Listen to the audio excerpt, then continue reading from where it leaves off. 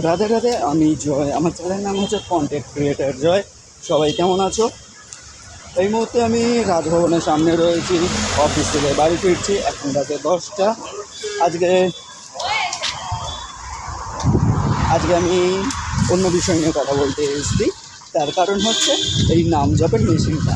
যারা যারা আমার মতন মালা ক্যারি করতে পারে না জপের, তারা এই মেশিনটা দেখতে পারো। এটা ইসকনে পাওয়া যায়। ইসকনে এটা ওই 160-70 টাকা নেয়। এটা খুবই ভালো। আর তুমি এতে 1 লাখ অবধি নাম কাউন্টিং করতে পারবে। মেশিনটা তোমার আঙুলে ফিট হয়ে যাবে।